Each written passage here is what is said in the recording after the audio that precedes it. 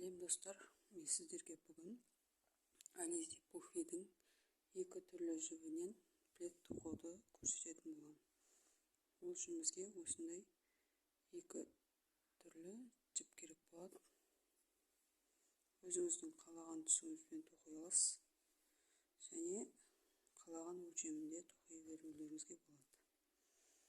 Қандай көлемде қанша моток жіп кететінін мен описаниеға қалдыратын боламын. Ал мен сіздерге қазір 12 петлямен тоқуды көрсететін боламын.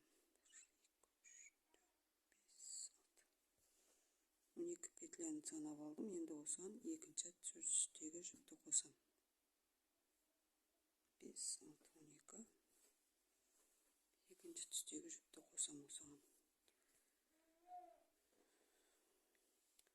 Қалай тоқиды десеңіздер, міне жіпті X қылу арқылы екінші жіпті қоссам, өткіземіз. Міне екінші түстегі жіпті өткізіп шығамыз. Мінекей бірінші түстегі жіпті X қыламыз,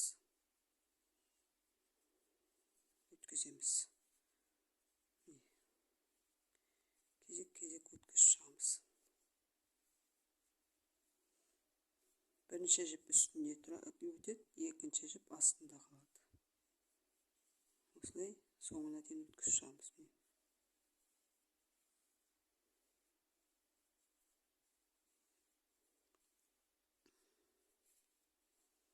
Өткіземіз. X қыламыз, мінекей. Үстіндегі жіпті міне бұлай өткізіп X қылып, бірінші астындағы жіптен өткіземіз, сосын үстіңгі жіптен өткіземіз. Міне соңғысында тура солай жасаймыз. Міне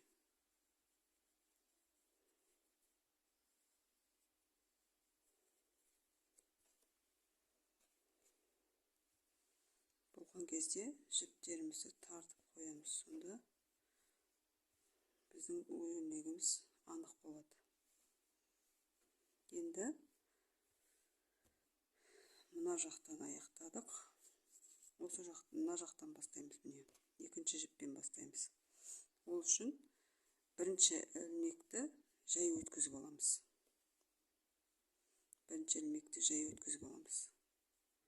Екінші, міне жерде қарасаңыздар, міне мынау өрнек үстіне түскен. Енді осыны астынан өткіземіз. Міне осылай кері X қылып өткізіп, тура жаңағыдай өткізіп шығамыз. Мінекей.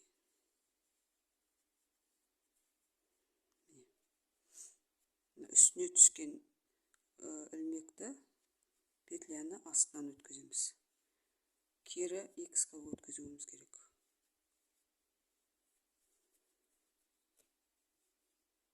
Мынау астындағы петля үстіне шығады, үстіндегі петля астынан өтеді.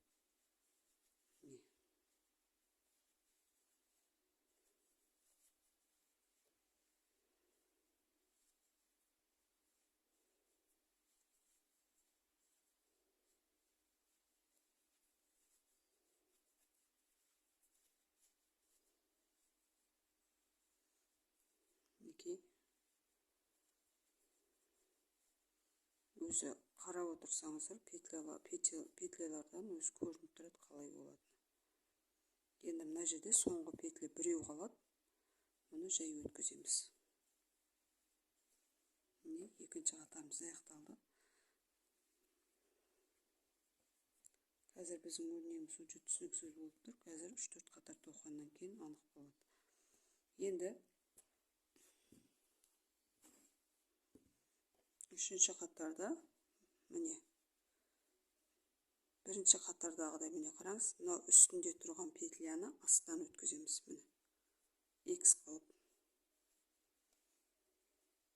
Енді бұл жерден розовый жіпті өткіземіз.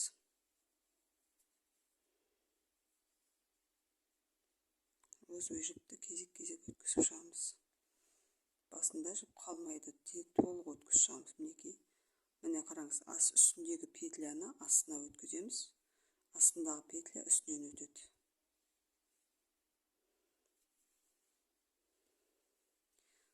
арасында петля қалып кетпегін қадағалап отырыңыздар. Мінекей.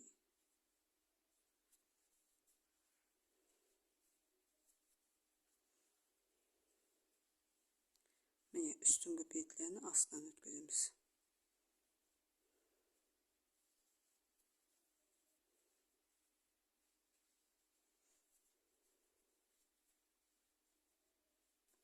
X қылып кері өткізіп шығамыз. Міне соңында да жұп болып қалады бұл жерде. Тура солай аяқтайсыздар.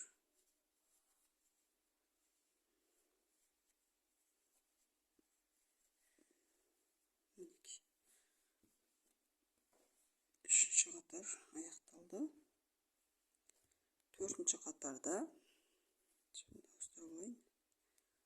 төртінші қатар. Бірінші қатар жай тоқылады.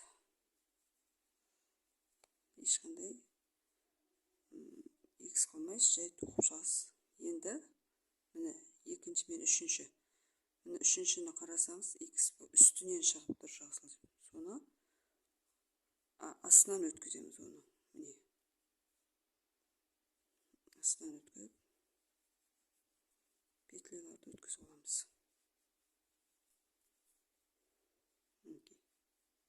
Мына петля үстінде тұр, мына қараңыз. Соны астынан өткіземіз. Астынан өткен петляны үстінен өткіземіз.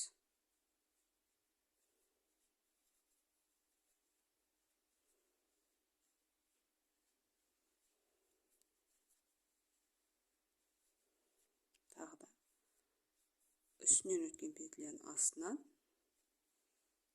өткен петляны үстінен өткіземіз. Бұл жерде де тура солай жасаймыз.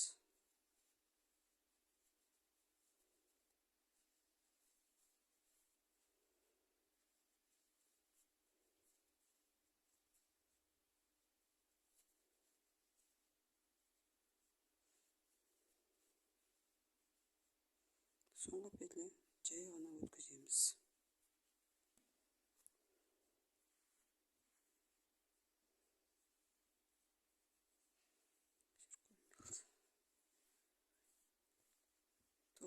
Жасап болғаннан кейін петляларыңыз тартып қойсаңыздар, өрнек анық көрінетін болады. Мінекей. Осылай өзіңіз қалаған көлемде ары қарай тоқи берсеңіздер болады. Егер менің узорым сіздерге ұнаған болса, лайк басып комментарияға өз ойларыңызды жазып кетіңіздер.